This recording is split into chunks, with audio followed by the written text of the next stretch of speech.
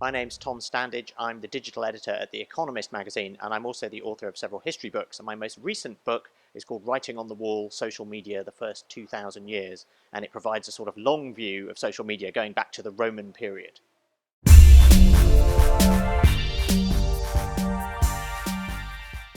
Well, the idea of the book is to say that social media is much older than everyone thinks it is. We think of it as something that only arose in the last sort of 15 years of the internet era.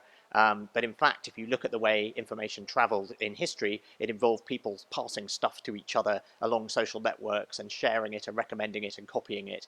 And as far as I'm concerned, that's social media. So just because it doesn't involve the internet doesn't mean it doesn't count as social media. So I looked at historical examples of this kind of style of distributing information. The earliest I could find is from the late Roman Republic, the 1st century BC, but there are other examples, the pamphlets of Martin Luther, English Civil War pamphlets, poetry in the Tudor court, pamphlets in the run-up to the American Revolution and local newspapers as well, and poetry that was circulated before the French Revolution. And these are all actually examples of social media ecosystems.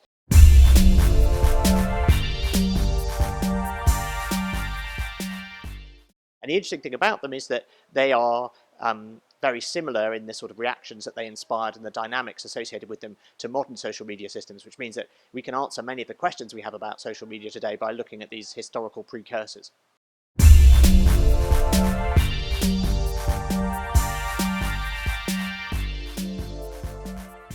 I focused on the West in this book because although I found a few examples from Asia, it was very clear to me that I couldn't see into the sources. You know, I don't read Chinese. I spoke to my godfather, who's actually a professor of Chinese history, and he helped me with a few examples. But I feared that I would do a good job of mining the Western sources and a really bad job of doing the Asian sources. So in the introduction to the book, I say this is a new way of looking at the history of Western media. So that's mainly the reason that there are some really nice examples of social poetry in the Japanese court, for example. But I really felt that I was only seeing the tip of the iceberg, and that it wasn't really, it wasn't going to be fair, a fair representation of what was really going on there. So I limited the scope to the West for that reason.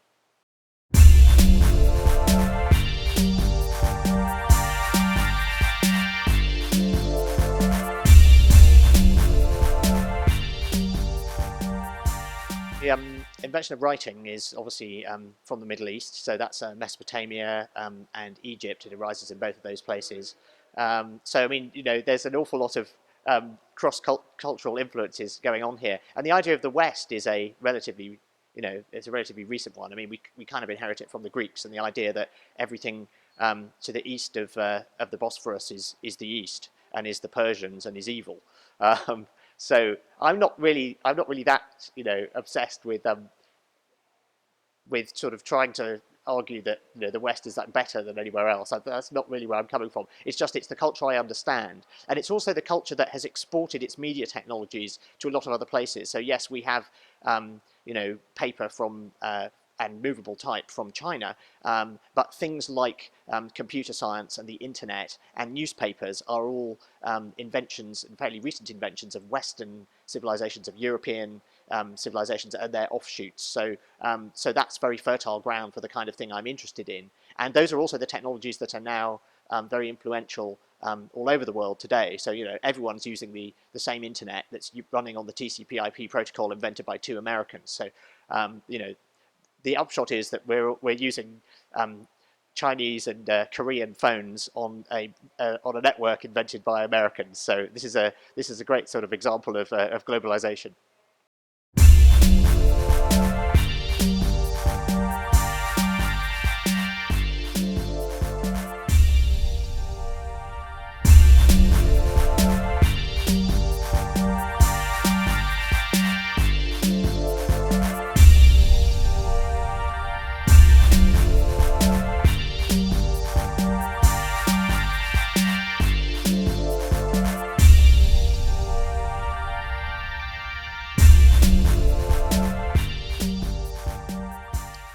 Well, graffiti isn't really social media. I mean, I included it in the Roman chapter just because it was so cute, and because what you get in the Roman period is this much greater literacy than has been in previous eras, and you get, much as people today are very proud of their computer literacy and they're very excited by the fact that everyone can publish, the same sort of thing happened in the Roman period. People could write and read, and a much wider swathe of society could read and write, and so they really sort of enjoyed taking advantage of that, and graffiti was one of the ways that they did it. So that's really, for me, the analogy. It's the way they're sort of reveling in their literacy, and so it doesn't, they're not actually copying and sharing and recommending. I mean, there's a little bit of that. There are sort of TripAdvisor reviews written on walls in Pompeii, and there are some dialogues and there are some comment threads. But modern graffiti, I don't think is a different thing. I mean, that's more like a sort of art form, and so I didn't really want to relate it to that.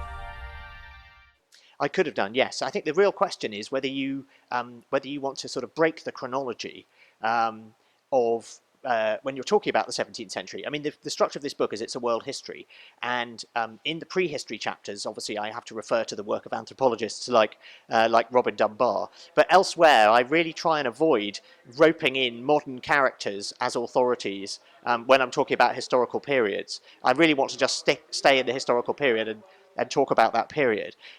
So that's why I bring up Habermas sort of later on in the I think it's in the period where sort of closer to his own time. And this, the idea of the construction of the public sphere and so on. And I kind of agree with him. I kind of don't. I mean, it's um, actually, a lot of the scholarship that he based his work on suggested that the public sphere emerges in England right at the end of the 17th century, and I would argue that it was earlier, and that the coffee houses were just as effective a public sphere. So he's looking at the breakdown of the censorship on newspapers that happens in the 1690s. So I basically agree with his thesis, but not with the detail of the scholarship that he bases it on, because a lot of it was actually quite old, and I think has been superseded, and he's since moved on to other things himself.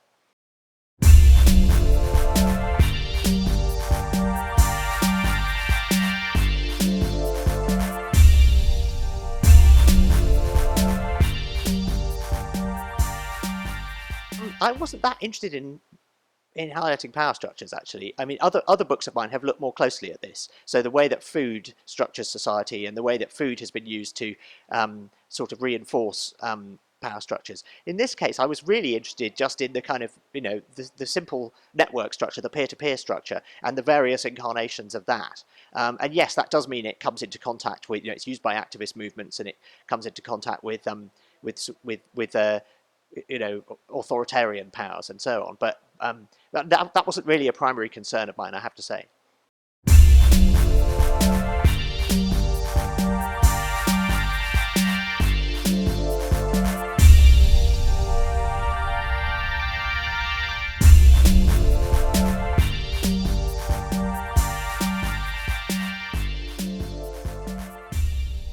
Firstly, I'm more inclined to say that social media makes us more rather than less social. So, when everyone's on the train and they're on their smartphones, they're talking to their friends, and it's not the case that in the old days everyone talked to everyone else in the train carriage. They didn't. They read books and read newspapers. So, I don't think it's making people less social. And I think actually Zeynep's point that social media is actually a very good antidote to many of the difficulties people have in modern life, where you've got lots of migration, you've got lots of families with two parents working, and so actually using social media to bind families together can be very useful. So I have a lot of sympathy with that view. On the privacy side of things, I think it's interesting. We're seeing a shift there. I mean, I follow the rule that I wouldn't post anything on social media that I wouldn't want to see on the front page of the New York Times. So I don't use sort of private private messaging or private chat rooms or anything like that. My wife has lots of private chat rooms that she, talks photography about in with her friends, and she likes that sort of thing. And so occasionally when Facebook changes its rules, that can be a bit embarrassing. But basically, I follow the rule of not really trying to keep anything secret on social media. What I think is very interesting is the way that the argument has shifted in the last couple of years. So with the rise of things like Snapchat, that being able to forget things is becoming a feature. So for a long time, people were saying, oh, well, the thing about teenagers these days is they'll share everything online and they'll regret it when they're older because their employers will look them up and see embarrassing things that they did. And that doesn't seem to be the case. I mean, they are sharing lots of stuff online, but there has been this gravitation towards temporary, forgettable forms of media, and I think that's entirely understandable. So I think it's a matter of choosing the right platform for the right thing that you want to do. And if it's disposable conversations with your friends, that's fine. If it's talking with your peers in public on Twitter, then that's a slightly different thing. So I don't have a kind of prescriptive view. I think it's about choosing the right horses for the right courses.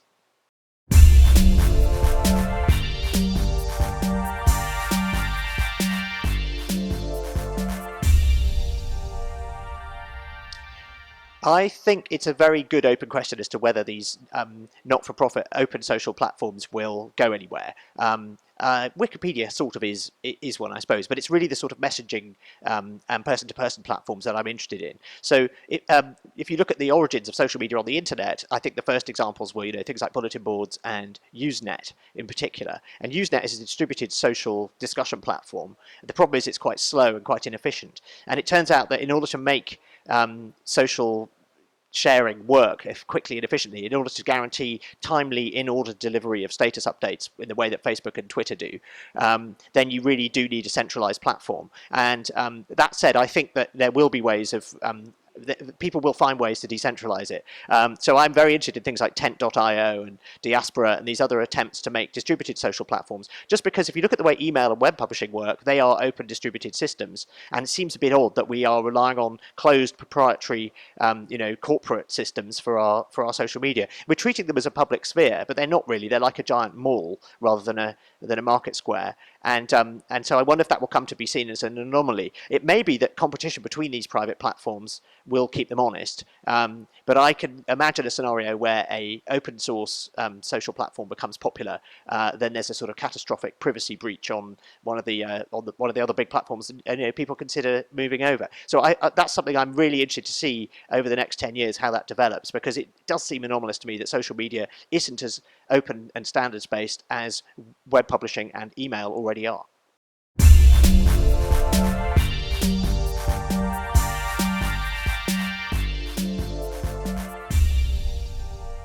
Well, I'd like to, at some point, I would like to figure out, I would like to put in some content from Asia, but I would just need to be more confident that I wasn't, choosing random examples and that I had actually got my head around the subject matter. So that's I think would be quite difficult. The other thing I'd like to do actually is I'd like to add, at the moment I'd like to add a chapter before the internet chapter on analog social media before the internet. And this would look at things like mixtapes and samizdat using photocopiers in the Soviet Union, and the distribution of sermons in pre-revolutionary Iran on cassette tape. And these are all, and zines as well, I mean, fanzines. These are all really nice examples of social media that are modern and recognizable, or at least reasonably modern, but they don't rely on digital networks. And I think, those are a nice reminder of the fact that in living memory, people have used forms of social media that didn't rely on the internet. And I think, in retrospect, that's something I'd like to have included. So if I had masses of time, which I don't have, to go and revise the book, that's what I'd add.